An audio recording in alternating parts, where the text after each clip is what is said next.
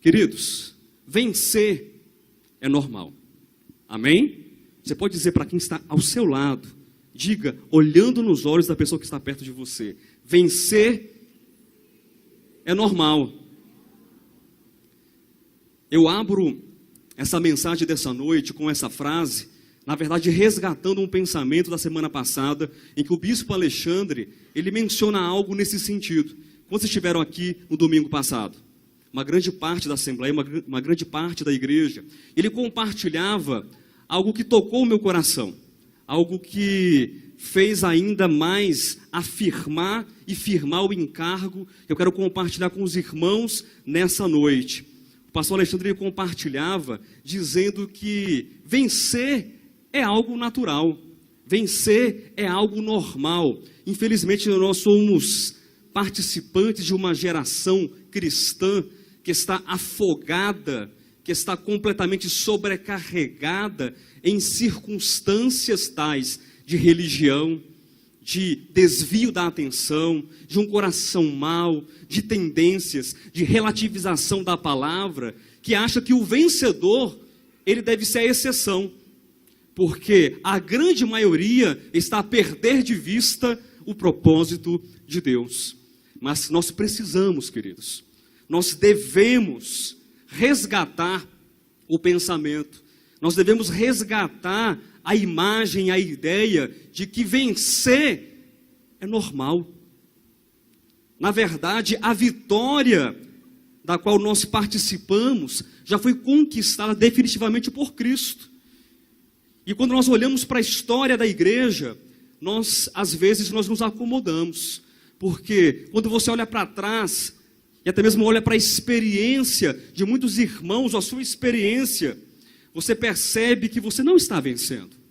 Você percebe que há fraquezas, você percebe que há dificuldades, você percebe que há problemas que estão dentro do seu coração e você vai se acomodando, você vai se esfriando, você vai se distanciando, você vai ficando cada vez mais distante da igreja, dos irmãos, de Deus e da palavra, e acha que isso é normal.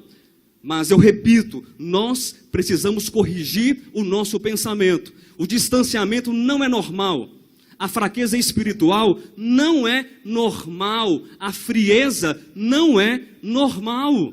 A falta de crescimento, de amadurecimento, de progresso na fé e na vida e na carreira cristãs não são normais. Normal é ser um vencedor.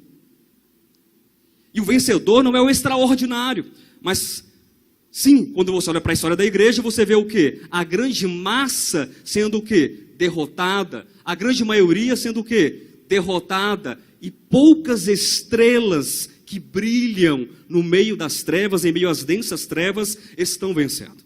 Mas eu quero te convidar, nessa noite, a refazer e a retomar no seu coração o posicionamento de um vencedor. Quem deseja fazer isso no seu coração? Quem deseja encarar a vitória como algo normal e a advertência como um alerta. Sim, um alerta. Muitos estão fracassando, pastor Josué, hoje em dia. Eu conheço pessoas que, depois de 30 anos de vida cristã, desistiram. Eu conheço pessoas aqui do ministério que não querem caminhar mais. Eu conheço. Sim, mas que isso seja um alerta para você, mas não salvo-conduto para você agora se unir à fraqueza, se unir à frieza, se unir a uma situação de tristeza no coração e falar, é normal, realmente é normal essa situação. Eu vou perder, eu vou ficar aqui do jeito que eu estou, porque não tem saída, não tem solução para a minha dificuldade, para o meu problema. Não, nós precisamos refazer a nossa mente, de acordo com a visão do Evangelho, de acordo com a visão de Cristo. Eu quero compartilhar com os irmãos nessa noite, e o título da mensagem é A Vida Cristã Normal. E abra sua Bíblia, por favor, no Novo Testamento, no Evangelho segundo Lucas, capítulo número 2, versículo 52. Eu reparo aqui à minha frente que há um grupo de jovens que estão conosco nessa noite, sendo treinados na palavra. Que coisa boa. Lucas capítulo 2, versículo 52. Vencer é normal? Sim ou não? Sim. Então a vida cristã, ela é uma vida normal, tendo a vitória como algo normal. Perdoe a redundância, mas é normal, é assim mesmo. Eu espero que essa mensagem, amado, seja uma mensagem útil aos irmãos nessa noite. Seja verificável nas Escrituras e seja experienciável, que você possa tomar aquilo que está sendo dito, ou aquilo que será dito, os versículos que serão apresentados, os argumentos que serão expostos, e que você venha se identificar com a palavra, que ela seja útil, verificável e experienciável, ou seja, a palavra, ela precisa ser reproduzida na minha experiência. A palavra precisa, como um alimento que é ingerido, fazer parte do meu organismo espiritual e me fortalecer, e me renovar, e me erguer, e fazer com que eu possa agora, a partir desse comer da palavra e do comer de Cristo, ter uma experiência cristã normal e, portanto, vitoriosa. Lucas capítulo 2, versículo 52, quem achou, diga graças a Deus. E crescia Jesus em sabedoria, estatura e graça diante de Deus e dos homens. Esse versículo é muito interessante. Nós sempre olhamos para Cristo como um grande homem espiritual, e não há homem maior do que ele. Vocês concordam comigo? Mas você já parou para pensar que este grande homem espiritual, de uma estatura incomparável, de uma perfeição incomparável, ele teve um perfeito viver humano?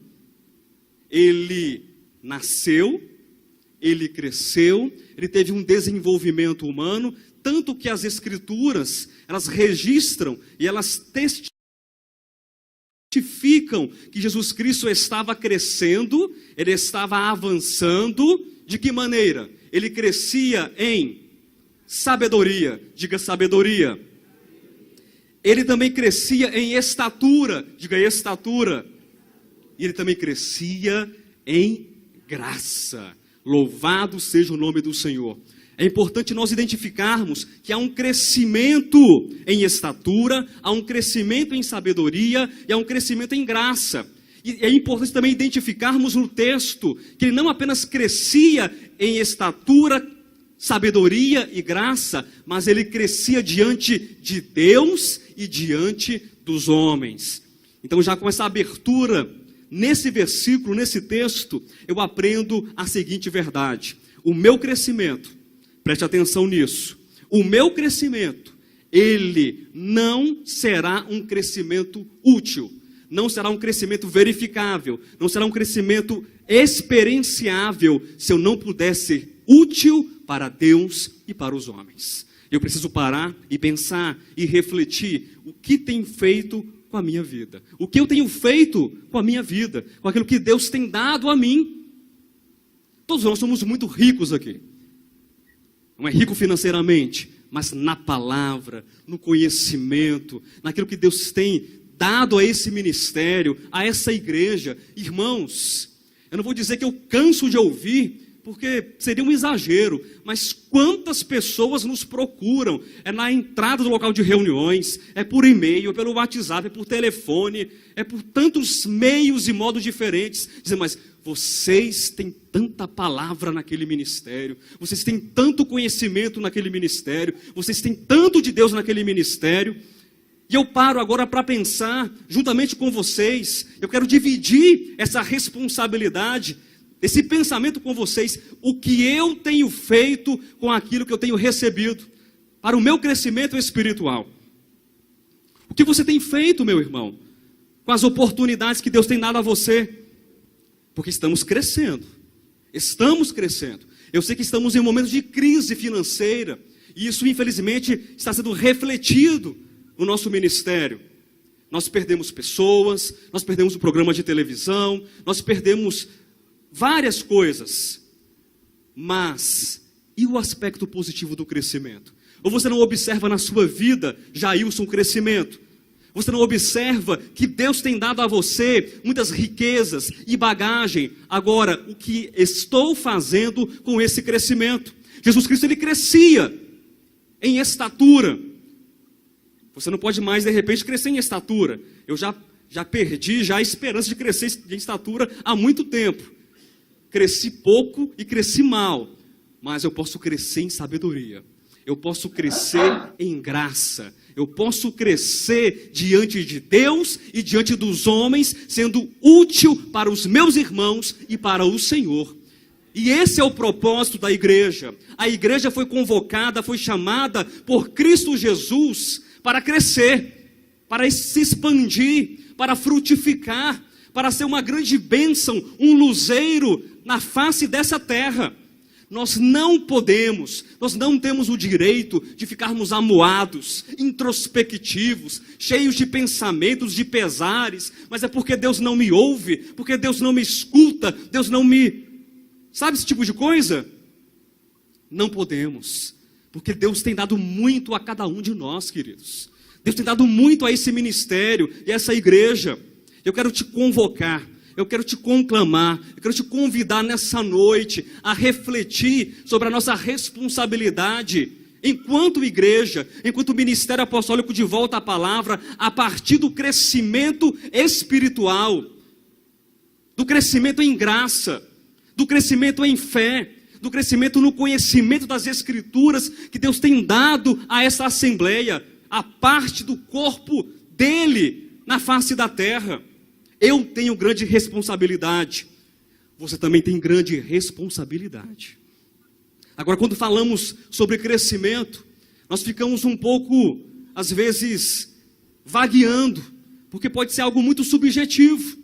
Mas que tipo de crescimento o senhor está falando, Bispo Josué? É andar no Espírito? É combater o bom combate? É lutar contra a natureza caída, a natureza carnal? Sim, tudo isso e muito mais. Mas para facilitar o nosso entendimento sobre crescimento e o que é uma vida cristã vencedora, e o que é uma vida cristã normal, eu separei nessa noite para refletir juntamente com vocês apenas três características que formam uma vida cristã normal. Existem outras, com certeza absoluta existem outras, mas eu quero apresentar três características da vida cristã normal e os seus opostos, aquilo que é contrário a cada uma dessas características. E ao compartilhar, eu quero que você pense juntamente comigo. Eu quero que você pense em cada uma dessas características, se elas estão sendo experimentadas na sua vida, ou qual o nível de experiência de cada uma dessas três características, ou de repente, se o oposto, se a contradição dessas características tem sido a sua experiência real. E se é o caso, nós podemos reagir. Amém? Eu posso reagir, eu posso mudar, eu posso decidir por uma mudança, por uma melhora, por um crescimento na minha vida.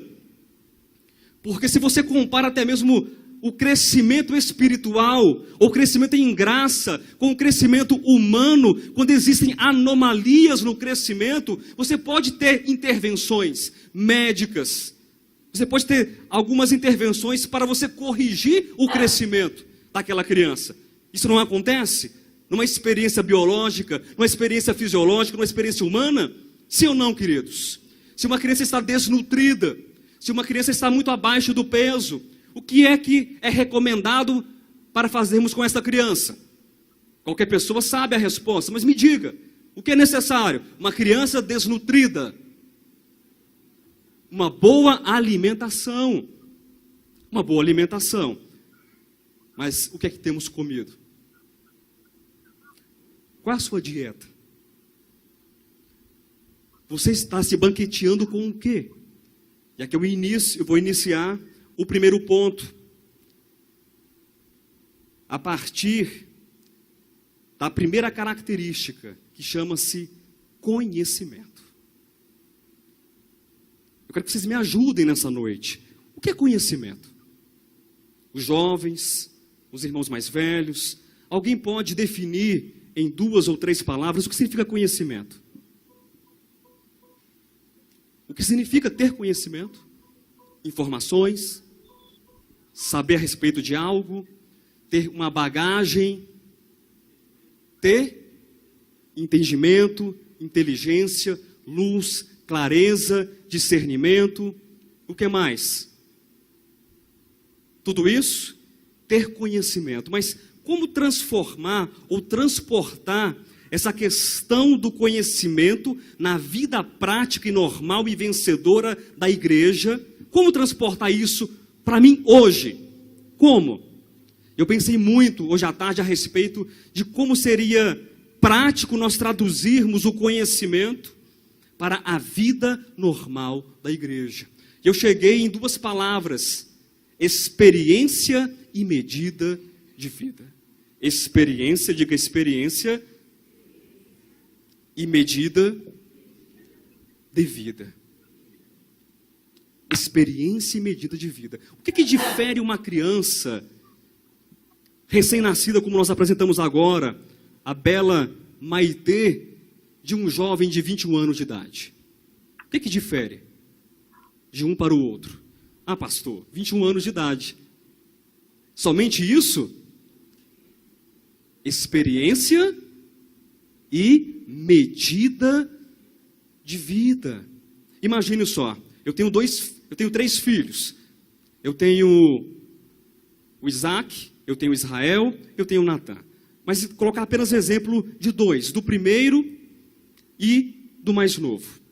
Se eu falo para o Israel, que tem 15 anos, assim: Israel, eu quero que você desça, que você pegue agora esse dinheiro, R$20, vá à padaria, compre 10 pães de sal, você compre uma margarina, você compre 1 litro de leite e meio quilo de mortadela.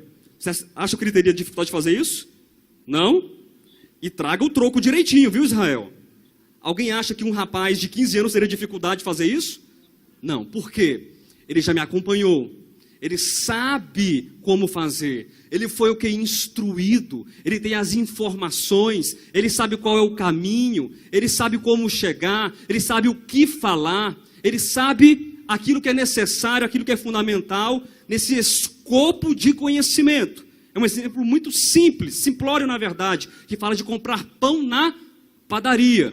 Mas eu chego agora para o Natan, meu filhinho de 2 anos de idade, falo assim: Natan, senta aqui. Quero ter um papo reto com você agora. Você precisa ajudar mais em casa.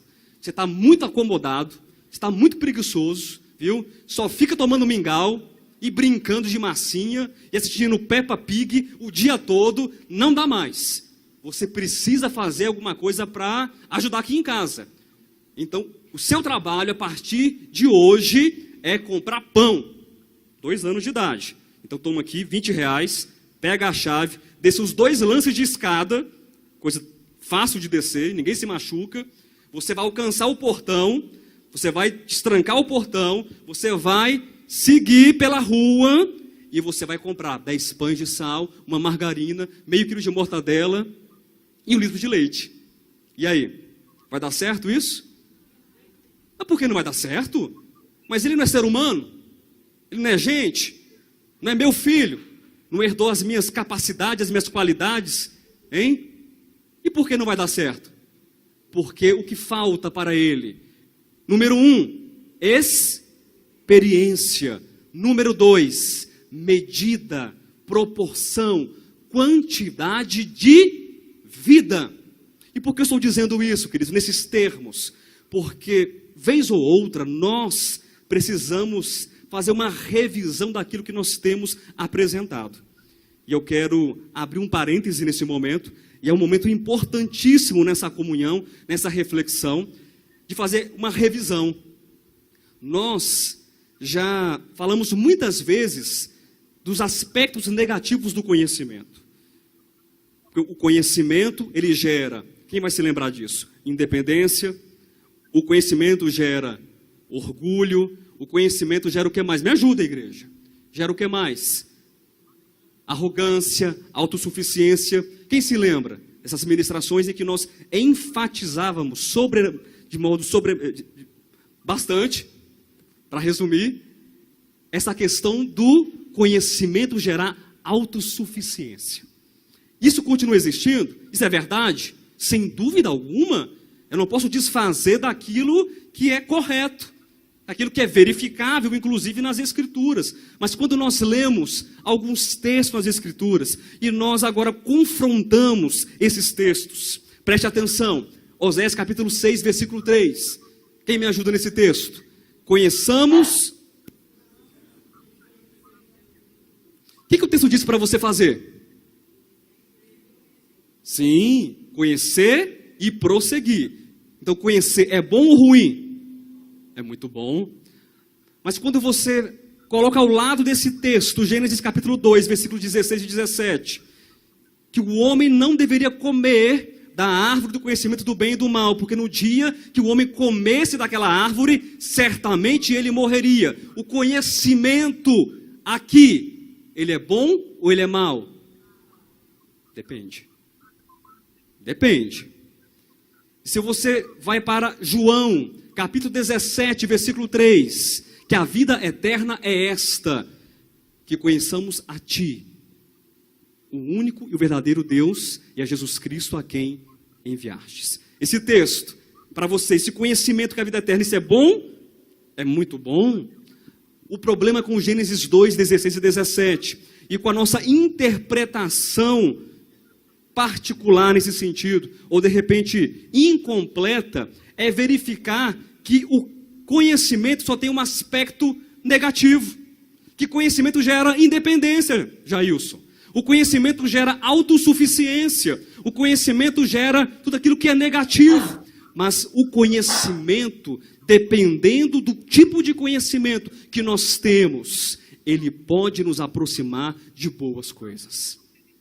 O conhecimento, ali em Gênesis capítulo 2, versículos 16 e 17, era simplesmente o desabrochar, era simplesmente o despertar da consciência do homem. E o homem estava agora cônscio de si mesmo, consciente de que ele não estava sozinho no mundo, de que havia ele, de que havia o tu, de que havia então o próximo, de que havia Deus.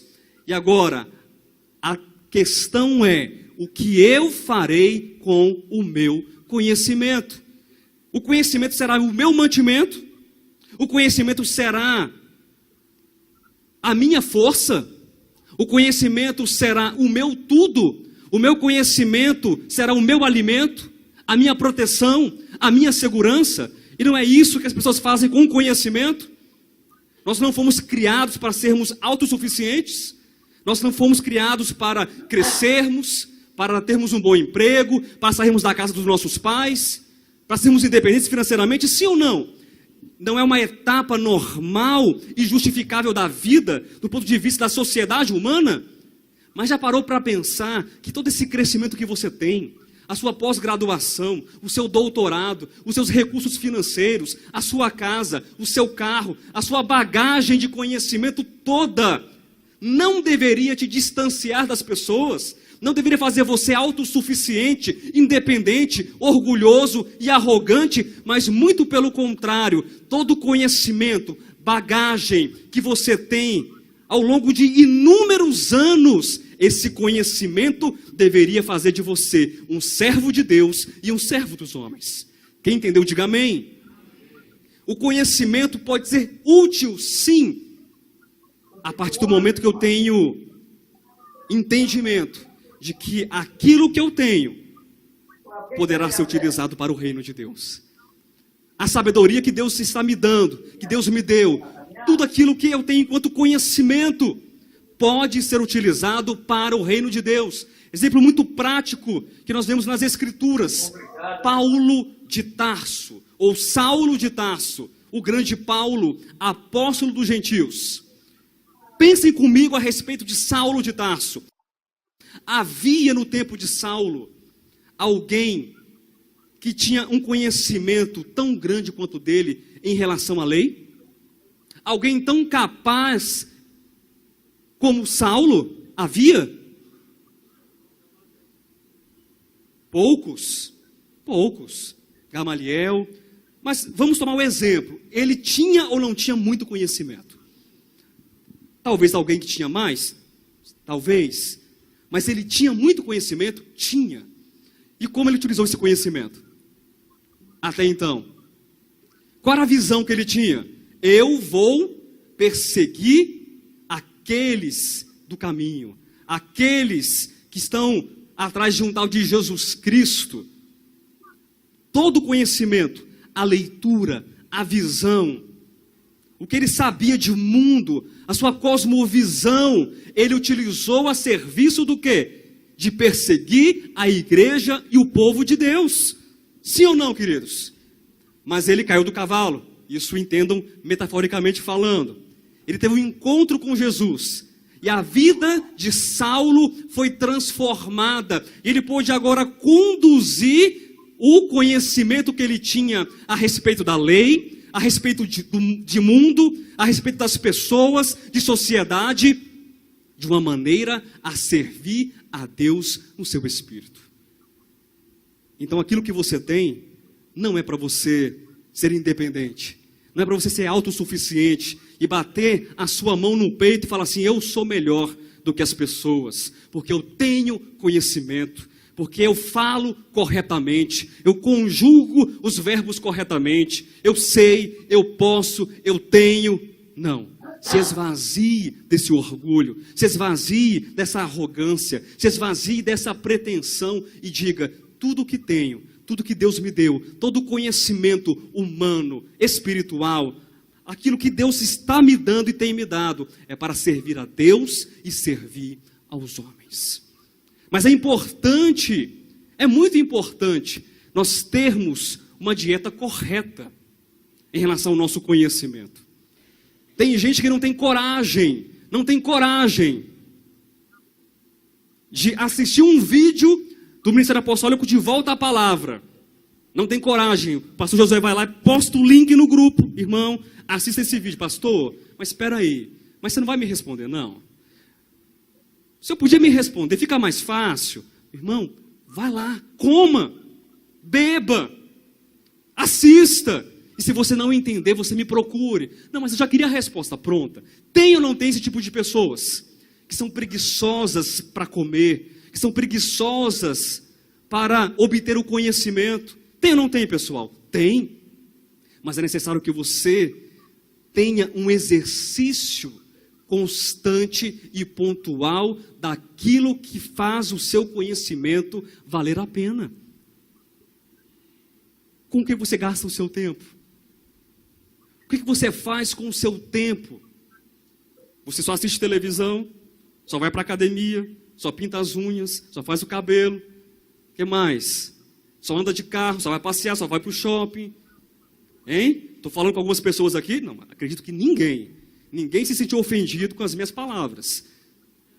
Celular, o mal do século, e eu sei disso porque tenho sofrido lá na minha casa com um adolescente, um pré-adolescente, dá vontade de jogar o celular dentro do vaso da descarga, mas não posso fazer isso, porque tem que ensinar o caminho da verdade.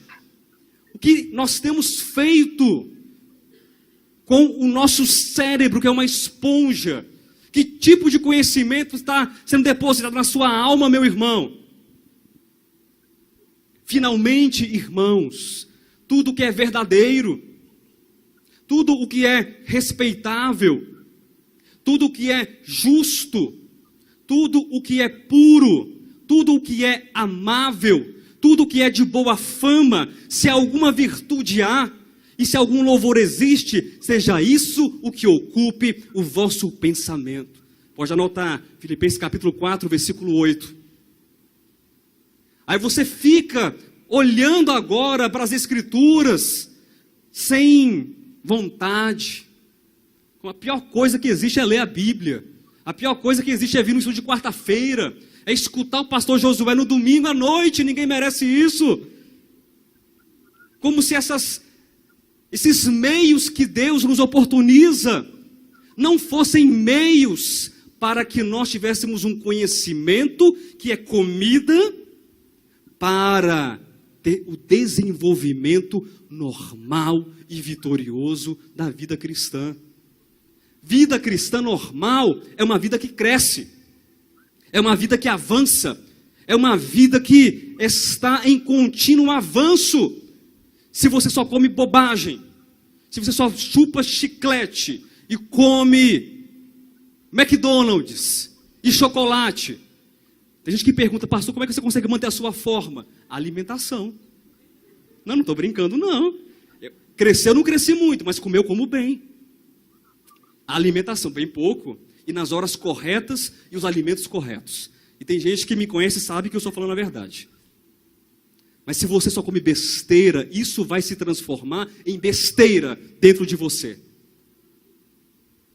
Mas se você come a palavra, se você come de Deus, se você come as Escrituras, não enquanto teologia vazia e destituída de vida, mas muito pelo contrário, você se aproxima da palavra, você se aproxima de Deus, se aproxima de Cristo, do Evangelho, da mensagem do Senhor, para obter conhecimento. Esse conhecimento vai produzir vida, amadurecimento, libertação dentro de você, e você será um servo melhor para Deus e para os homens.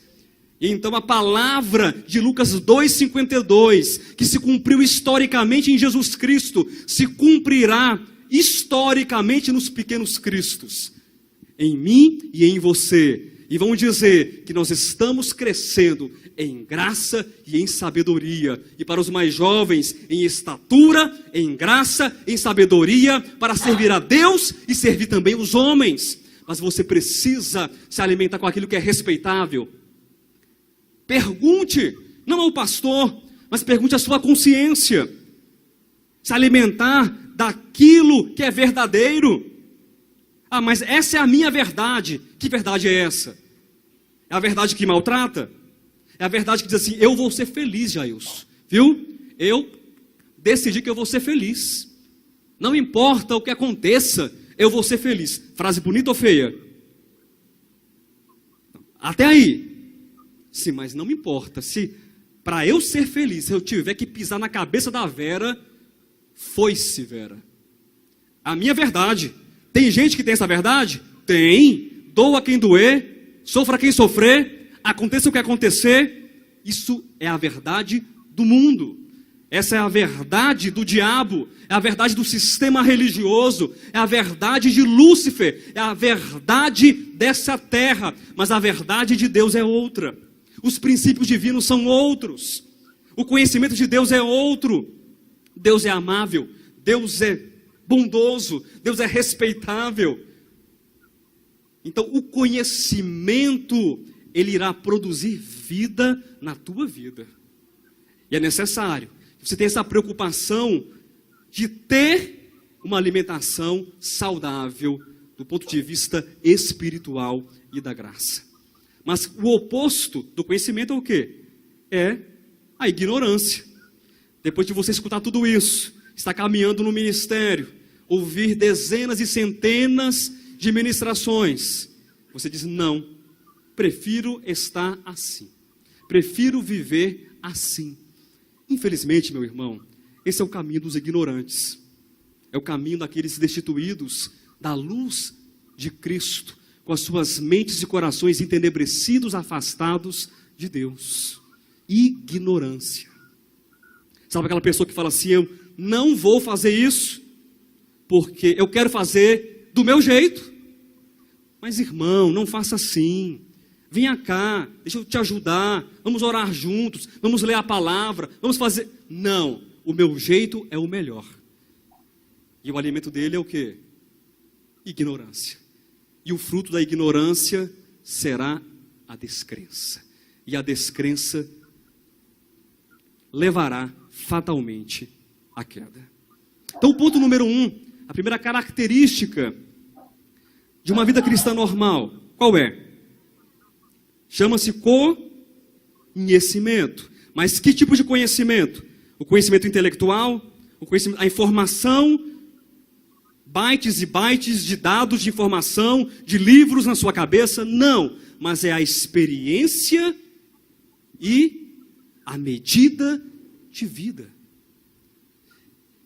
E esse primeiro ponto, Preste atenção nisso. Eu vou transitar agora para a segunda característica de uma vida cristã normal.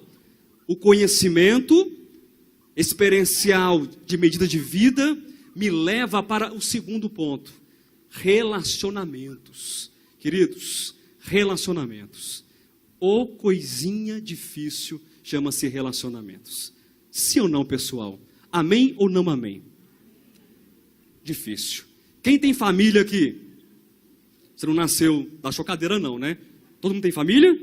Graças a Deus. Eu também tenho família. E eu amo a minha família. Amo os meus parentes. Mas é difícil. A vida de relacionamento é muito difícil. Mas é muito bom. Porque todo o conhecimento que Deus tem me dado, toda a bagagem de graça, a bagagem intelectual, a bagagem espiritual, eu preciso verificar se esse conhecimento, ele realmente, ele é intelectual, ele é a memorização de textos, é a memorização de mensagens, é o fichamento de mensagens, que é você fazer isso, aquilo, outro, porque assim a resposta certa é essa. E agora, na hora do fogo, que vem em todas as direções, os problemas familiares, aí eu testo se o meu conhecimento tem produzido medida de vida e experiência de vida na minha existência. Eu tenho vivido nos últimos dias algo muito prático em relação a isso. Eu brinquei com vocês sobre família, todo mundo tem família, é claro, tem família, porque, só para vocês pensarem um pouco comigo a respeito de como isso se processa na vida humana. O meu avô materno não está muito bem. Está com a saúde muito debilitada, ele sofreu uma série de problemas recentemente, e nós temos um grupo da família no WhatsApp. Nós temos mais de 30 filhos e 30 netos que procedem desse senhorzinho de 80 e poucos anos de idade. É pouca gente ou é muita gente? De filhos e netos adultos. Não estou falando dos bisnetos e daqueles que são muito pequenos. Irmãos, sabe o que dá mais no grupo? Briga. Quem vai cuidar do velho? Quem vai dar comida para ele? Quem vai limpar a bunda dele? Quem vai dar banho nele? Eu não vou, porque eu já fui. Eu estou fazendo a minha parte. Isso acontece em família ou não acontece? Demais dá conta. E a gente fica ali vendo as alfinetadas. As pessoas dizem, mas eu não vou visitar ele não. Sabe por quê? Porque está na sua casa. Porque se estivesse na casa de fulano eu ia. Porque está na casa da Silvia eu não vou. Porque eu não me dou com a Silvia. Mas se estivesse na casa da Vera eu iria. E sabe o que acontece? É irmão com irmão. Não é o vizinho não, irmão. Irmãos, meu povo, minha gente, meu sangue. Isso acontece também na igreja? Eita Deus, acho que Deus me chamou para ser profeta. Do tipo de Jeremias, chora, chora, chora, mas depois dá certo no final.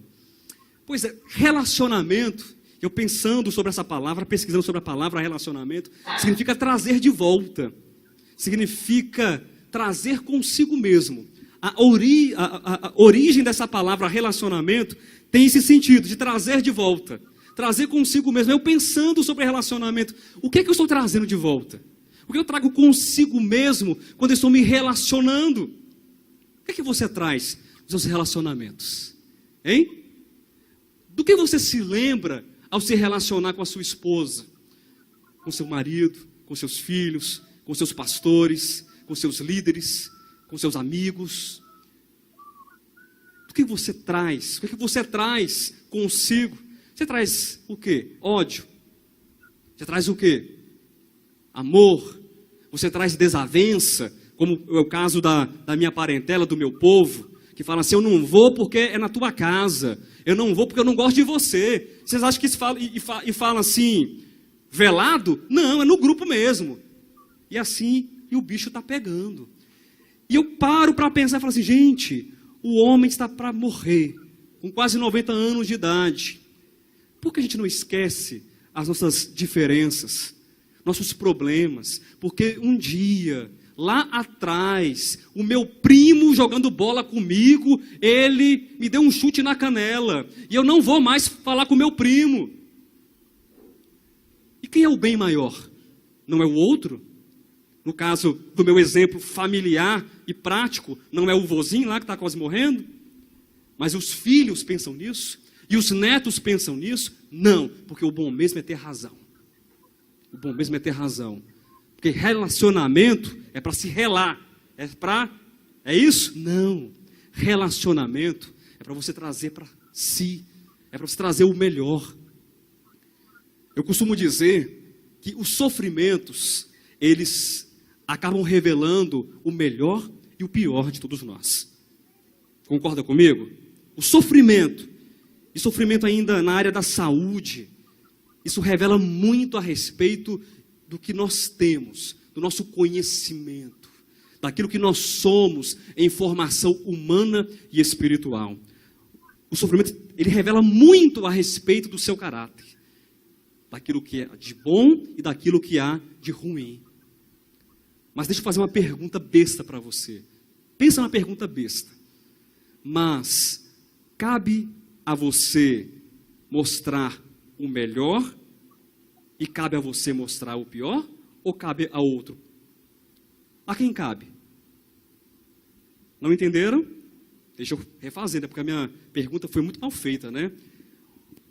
O sofrimento mostra o que há de pior em mim.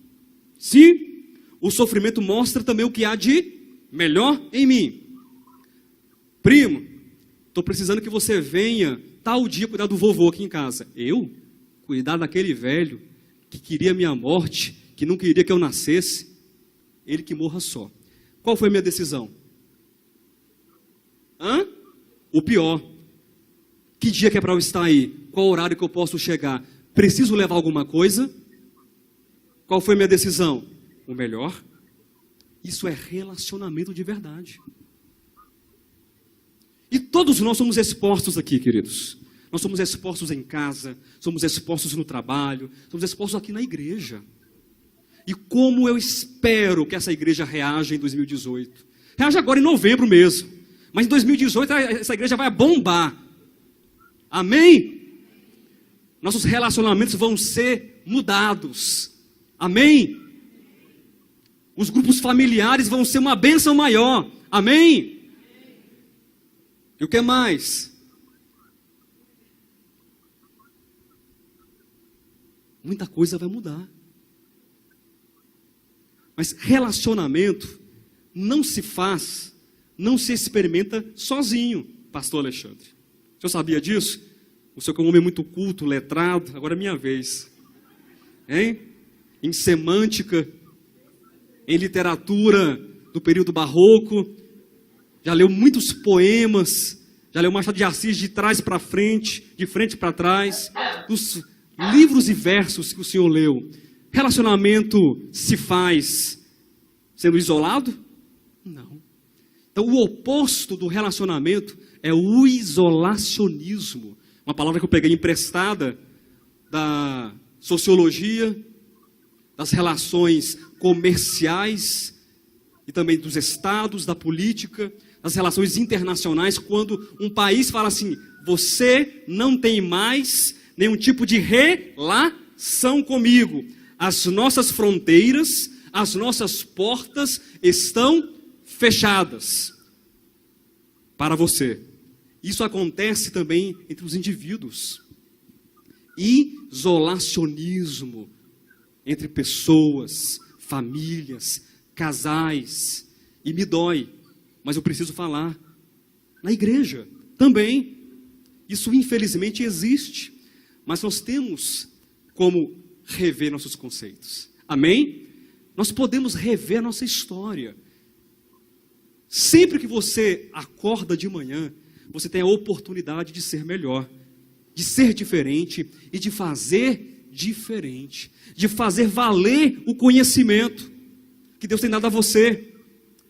Esse isolacionismo é você dizer que você pode andar só, mas você não pode andar só. Mas eu quero andar só. Não, mas você não pode andar só.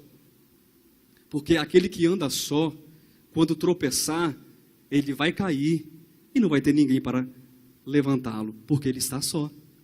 Mas quando você tem 2, você tem 3, você tem 4, você tem 5, você tem 10, você tem 20, você tem 180, você tem 200, 250, nós podemos prosseguir. E eu não digo que nós não vamos cair, pastor Alexandre, em alguns aspectos da vida humana. Mas se eu cair, você me levanta. Amém? E se você cair, eu estou perto de você, para te levantar. Não está com a pedra, não.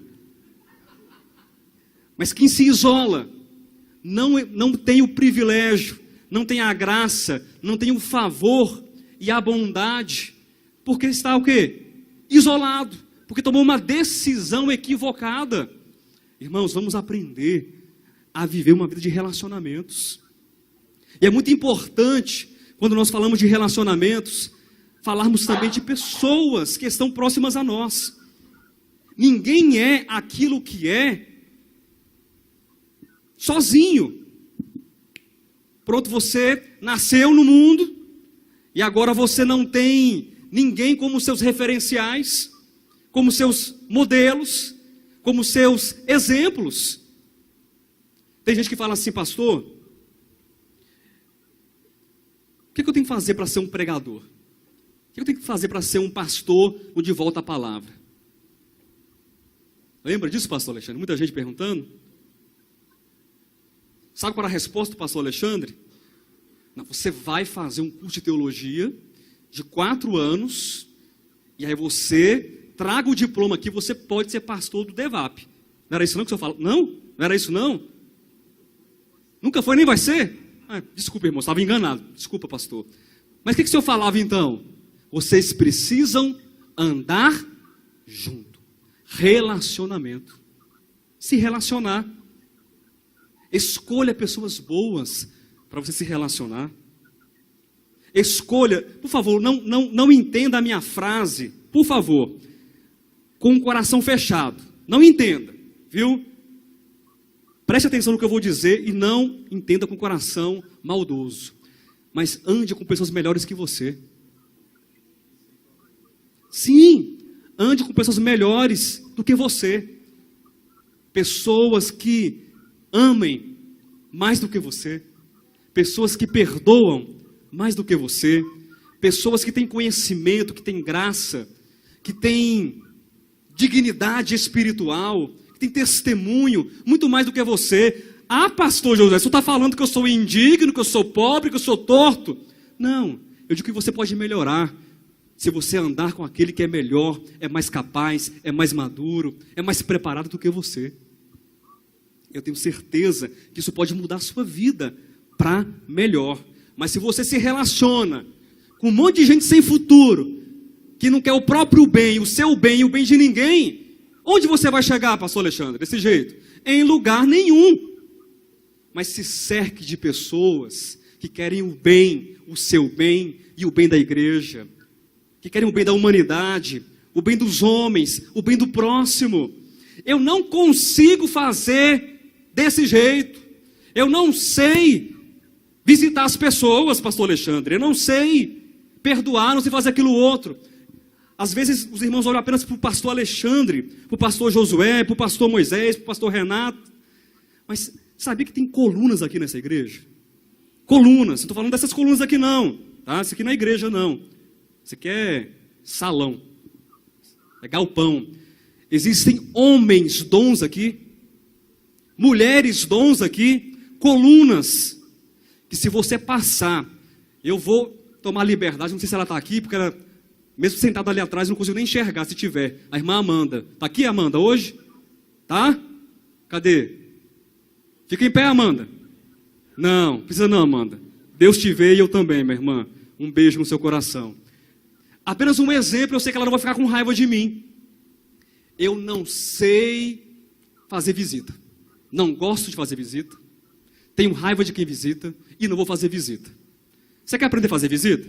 Quer? Hipoteticamente falando, você quer saber o que é visitar uma pessoa? O que é assistir uma pessoa na sua dificuldade? Ande um dia com a irmã Amanda. Ande um dia com ela. Isso é você se relacionar com pessoas que têm algo a te oferecer. Algo que te acrescenta, meu irmão. Algo que vai fazer você brilhar, produzir para Deus e para os homens. Esse exemplo que eu dei da Amandita, ele pode ser com outras pessoas, em outras áreas de conhecimento, de vida espiritual. Você pode multiplicar esse conhecimento e esse relacionamento. Eu vou encerrar com o último ponto agora. Qual foi a primeira característica da vida cristã normal? Conhecimento de vida e de experiência. Qual a segunda característica? Relacionamento. Aquilo que você traz junto, traz consigo. E para encerrar, propósito. Meu irmão, conhecimento e relacionamento sem propósito. Porque imagine só, você tem muito conhecimento, sim ou não? Você se relaciona, você tem uma rede de relações, mas você não tira o pé do chão. Você está parado. Que o oposto é a estagnação. Nós somos convocados a ter uma reação, porque temos o conhecimento, nós somos muitos aqui, nós somos fortes. Mas qual o propósito desse ministério, pastor Alexandre? Qual o propósito dessa igreja? Temos um propósito, sim, de alcançar o mundo, de alcançar as nações, de alcançar os povos, de alcançar os perdidos, os famintos, os depreciados, os maltratados. Esse é o nosso propósito. E nós precisamos tomar todo o nosso conhecimento, toda a nossa bagagem intelectual, humana, espiritual, de graça, com o nosso relacionamento. 1, 2, 3, 4, 5, 6, 7, 8, e multiplica, e 10, e 20, e 30, e 40, e 50, e 100, e 500. E nós podemos então, com esse propósito, juntos, fazer a diferença. Fazer a diferença. Eu quero ler um texto com vocês, para estar encerrando. Abra sua Bíblia, em Hebreus capítulo 10. Eu pensei que ia pregar muito menos, mas acabou indo a palavra e multiplicou aquilo que eu tinha para falar. Hebreus capítulo, 10 não, queridos, 11. Propósito é onde nós queremos chegar.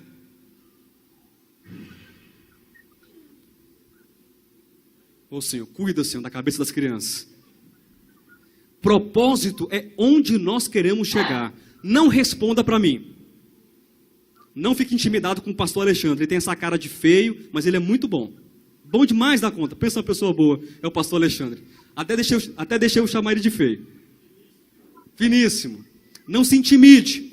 Onde você quer chegar? Enquanto o ministério apostólico de volta à palavra. Porque projetos humanos, todos temos. E eu não vou parar aqui a reunião para perguntar para onde você vai viajar ano que vem. E qual o projeto de vida que você tem. Ah, vou estudar, vou casar, vou fazer... Não. Enquanto o ministério apostólico de volta à palavra, onde você quer chegar? E aí? Parece mensagem de final de ano, né? Mas não é não. Sim, 31 de dezembro. É não. É novembro mesmo. Você tem conhecimento? Diga amém. Tem relacionamentos? E dos bons? Demais da conta. E o que você vai fazer com isso? Onde você quer chegar? Imagine que ter propósito é ter um objetivo, é ter um intuito, é ter um alvo, é ter um intento. Mas se você não pratica, não tira os pés do chão, se você não age, de que vale o seu conhecimento?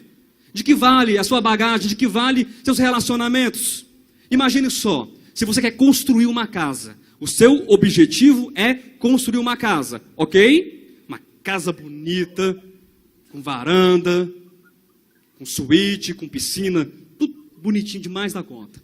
Aí você vai, você desenha a sua casa, você tem muito conhecimento para isso, você é dotado dessa capacidade, e você tem os recursos, as pessoas, os relacionamentos, você tem o pedreiro, tem o mestre de obra, você tem tudo que você precisa uma rede de pessoas, de relacionamentos. Você tem a capacidade, tem o conhecimento. Aí você senta, agora no lote vazio. Eita, vai ficar bonita essa casa, não vai?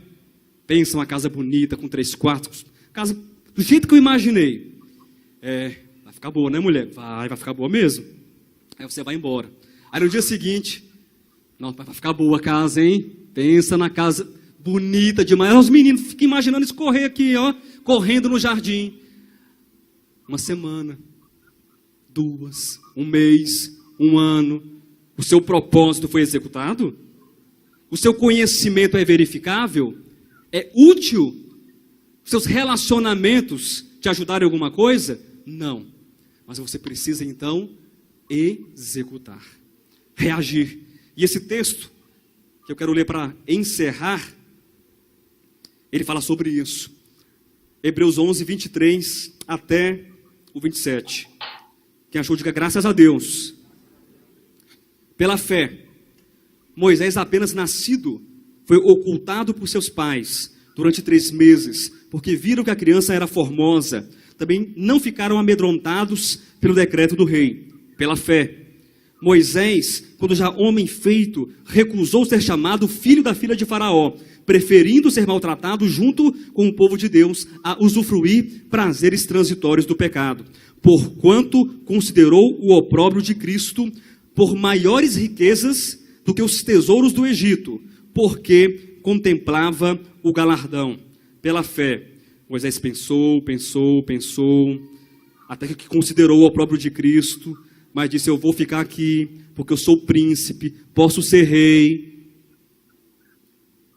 e vou ficar aqui no Egito, porque eu estou com medo também, da cólera do rei, não estou vendo nada à minha frente. O que ele faz? Ele reage, ele age, ele abandona o Egito. Ele não fica amedrontado com a cólera do rei, e era uma grande cólera, mas antes, diga antes, permaneceu. Pode falar, permaneceu. Firme, como quem vê aquele que é invisível. Visão. Propósito requer visão. Uma pessoa estagnada não tem visão. Uma pessoa que, para ela, a mudança não é um bem, não é um benefício, essa pessoa requer visão. Falta-lhe visão. A vida cristã normal é uma vida de vencedor. E você está vencendo. Amém? Porque você está crescendo. Com conhecimento, com graça, com sabedoria. Um homem espiritual, uma mulher espiritual. Amém? Você está crescendo. Você está melhorando os seus relacionamentos. E você pode melhorar ainda mais. Porque você tem uma visão. Você tem um propósito. Guarde isso no teu coração. Guarde isso no teu coração, meu irmão. E jamais deixe o diabo te enganar novamente, dizendo que vencer é para os supermans, é para a Mulher Maravilha, é para o Lanterna Verde de Bíblia. Não, vencer é para quem nasceu de Deus. É aquele que nasceu de Deus, do alto, da graça, do Espírito. É aquele que tem dentro de si Deus como luz, como graça, como fonte, como poder, como tudo que você precisa ter. E você come desse Deus, você bebe desse Deus, esse Deus é o seu conhecimento, e você avança nesse Deus. Esse Deus é o primeiro com o qual você vai se relacionar.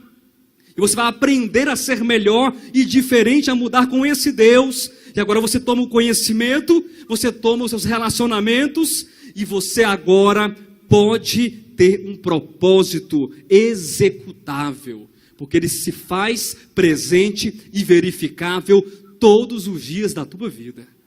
Não enterre os teus talentos, não enterre o teu conhecimento, não enterre os teus relacionamentos.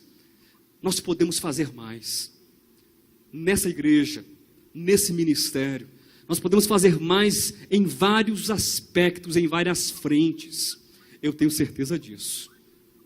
Os apelos que o pastor Alexandre faz em relação ao compartilhar as ofertas, a visitação que eu sempre tenho dito, aos grupos familiares, ao congregar no domingo. Irmãos, nós não somos apenas esses que estão aqui. Vocês sabiam disso? Nós não somos. Ah, pastor José, você está cobrando a minha vinda aqui? Não, não estou cobrando. Estou dizendo que eu sinto a tua falta. Porque eu quero me relacionar com você. Eu quero apertar a tua mão. Eu quero ser abraçado por você. Eu quero me sentir amado por você. Eu quero te amar também. Eu quero que você me ajude nas minhas fraquezas, nas minhas dificuldades. Quando eu cair, se eu cair, eu quero que você, que não está aqui hoje, seja a mão que me levante e me coloque em pé. Haverá outros próximos, sim, mas eu quero você também, aqui junto conosco. Eu faço esse apelo aos irmãos, nessa mensagem, nessa reunião. Nós não somos apenas esses que estão aqui. Venha para as reuniões de domingo, para as reuniões de quarta-feira. Venha para aquilo que é seu, para você adquirir mais conhecimento, e adquirir o conhecimento vivo, e se relacionar, e ter o propósito de mudar o mundo. Isso não é jargão religioso, meu irmão, mas o propósito de fazer a diferença, porque você é luz, você é sal, você é templo do Espírito Santo, e Deus te convocou, e Deus te chamou com santa vocação para ter uma vida madura, uma vida de vencedor, e uma vida que é um testemunho daquele que venceu. Que entendeu? Diga amém. Aplauda o Senhor. Glória a Deus.